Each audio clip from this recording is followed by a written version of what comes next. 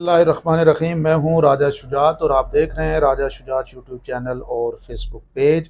आज की वीडियो में बात करेंगे पाकिस्तान में होने वाले इलेक्शन हिस्ट्री के हवाले से कि पाकिस्तान में ये जो इलेक्शन हुए, जो हो रहे हैं, इन इलेक्शंस के आने वाले इलेक्शन में और इससे पहले जो इलेक्शन हुए उन इलेक्शन की क्या तारीख है, इलेक्शन किस तरह हुए, क्या इलेक्शन फ्री एंड फेयर थे, क्या इलेक्शन होने के बाद मुल्क के अंदर कोई स्टेबिलिटी आई, ये सारी डिटेल में आप आज इस शॉर्ट सी वीडियो में आपके सामने रखूंगा।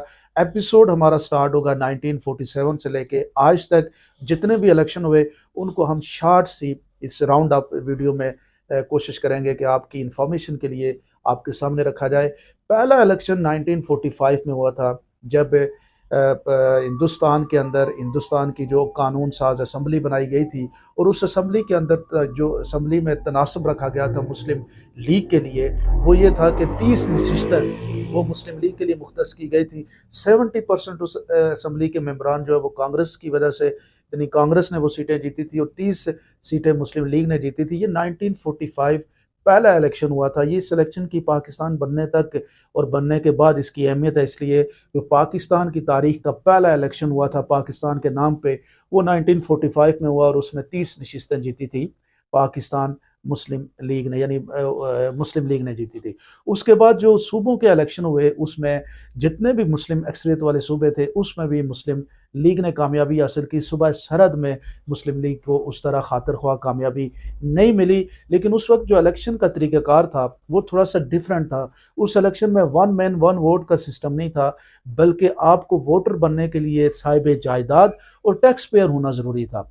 अब इसी तरह से ये इलेक्शन जो हुए, इस इलेक्शन में जब पाकिस्तान बना तो पाकिस्तान की पहली 69 रुकनी जो असम्बली बनाई गई, उस असम्बली के अंदर ये जो इलेक्शन हुए थे, इसी इलेक्शन से जो लोग थे उन्हीं लोगों को उस असम्बली का हिस्सा बनाया गया, जिसमें से मगरबी बंगाल से, आपको ये बता दिया जाए मशरकी बंगाल से तकरीबन 44 लोगों को मेंबर असम्बली बनाया गया, 17 लोगों को पंजाब से, 4 लोगों को सिंध से और 3 लोगों को सूबा सरहद से।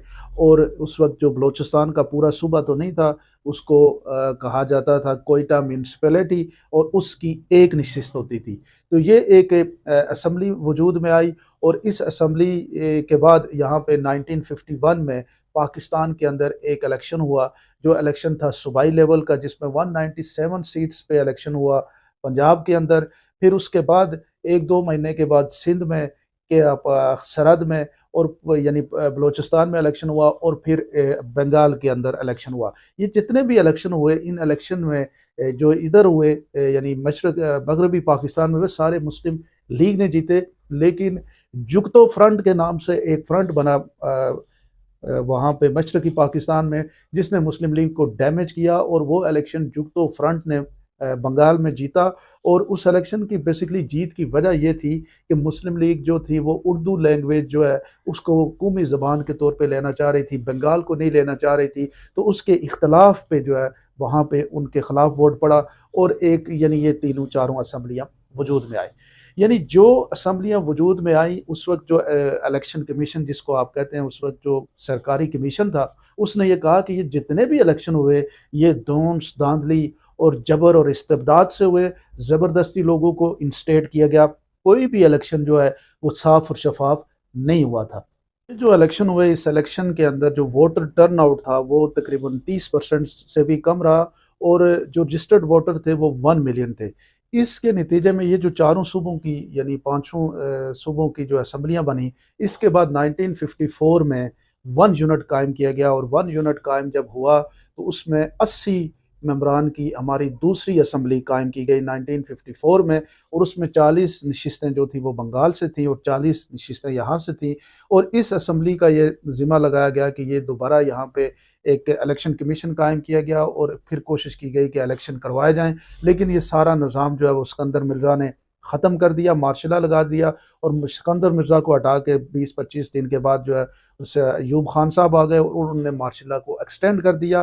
फिर 1962 में जो है वो दोबारा एक आइनी कमेटी बनाई गई जिसने उन आइन साजी की और उस आइन साजी के बाद फिर एक 162 रुकनी एक नई असम्बली कायम की गई। लेकिन उस असम्बली का जो इलेक्शन हुआ था वो कोई पब्लिक नुमाइंदों की वजह से नहीं हुआ, बल्कि जो उस वक्त के प्रेसिडेंट थे अयूब खान साहब, उनके कायम किए हुए नेशनल डेमोक्रेट्स जो थे, जिनकी तादाद 80,000 थी, उन्होंने वोट डाला और उनके नतीजे में वो असम्बली के मेंबरान मुंतखब हुए।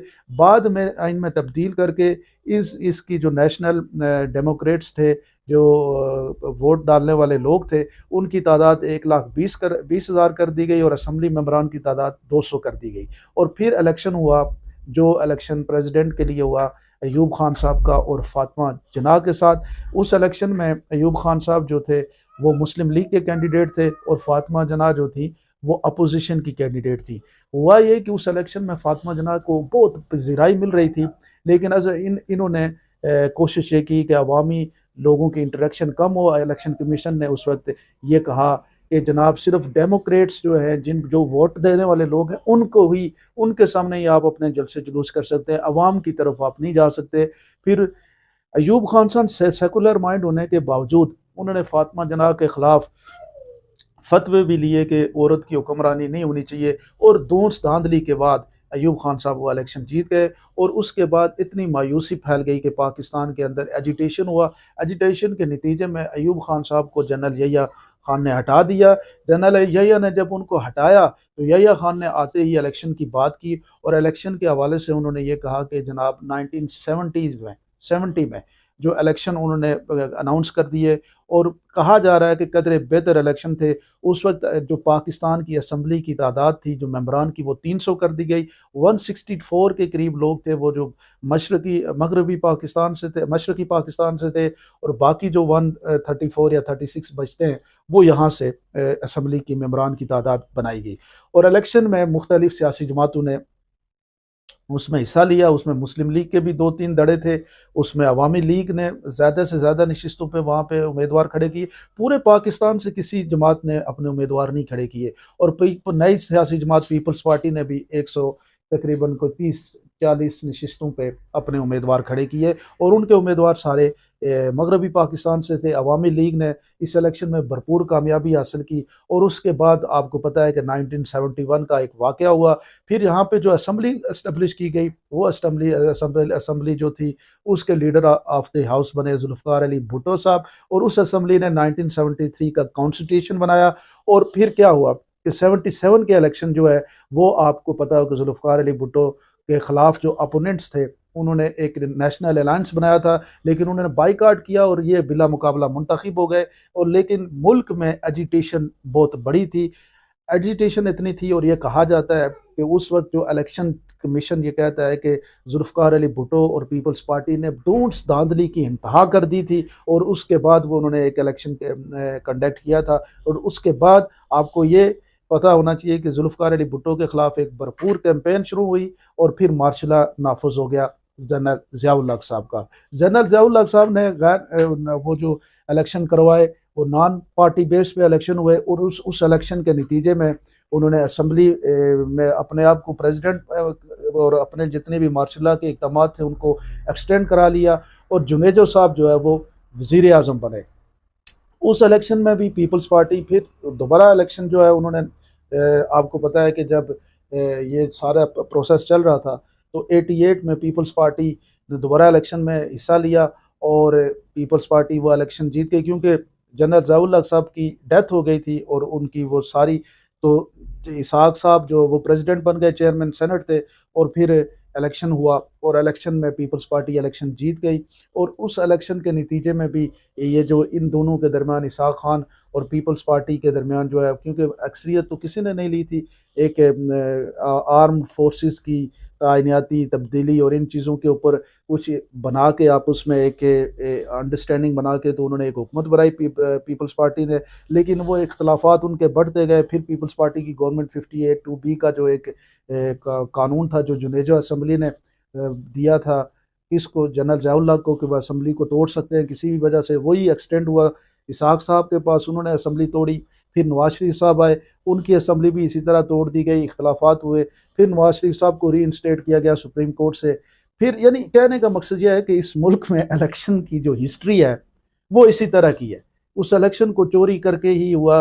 फिर 2002 के इलेक्शन आपको पता है कि जनरल मुशर्रफ साहब जब आए, उन्होंने काफ लीग, मुस्लिम लीग को तोड़ के काफ लीग बना ली और काफ लीग एक सियासी जमात डिवेल्प हुई। फिर जो पिछले इलेक्शन हुए उसमें जब एक दोबारा एनआरओ हुआ, पीपल्स पार्टी इलेक्शन जीती, फिर यानी ये जितनी भी हिस्ट्री आपको नज़र आ रही है, इस हिस्ट्री में एक बात आपको कॉमन आपको पता लगेगी कि from day one two day Pakistan के अंदर कोई भी इलेक्शन जो है वो साफ और शफाफ नहीं हो सका। कोई भी इलेक्शन ऐसा नहीं था जिस इलेक्शन को अवाम की मर्जी के मुताबिक किया गया हो, और कोई इलेक्शन ऐसा नहीं हुआ जिस इलेक्शन के होने के बाद मुल्क के अंदर कोई स्टेबिलिटी आई हो। तो अब भी वो हालात वैसे ही हैं। आज भी आप देख लें कि पहले दिन से ये इलेक्शन रिग्ड हो चुका है, पहले दिन से इस इलेक्शन के ऊपर क्वेश्चन उठ चुके हैं, पहले दिन से इस इलेक्शन में अवामी मर्जी के ख़िलाफ़ प्लानिंग हो रही है। लेकिन फिर भी आज की अवाम जो है वो, उस वक्त तो लोगों को इतना इन्फॉर्मेशन नहीं थी।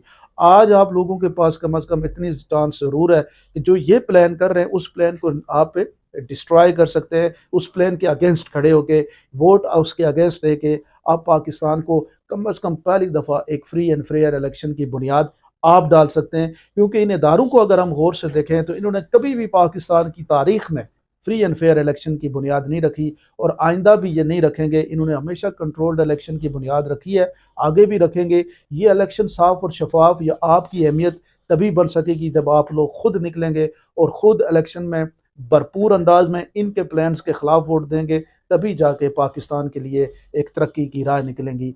आप क्या समझते हैं, ज़रूर मुझे कमेंट सेक्शन में बताइएगा। बहुत शुक्रिया।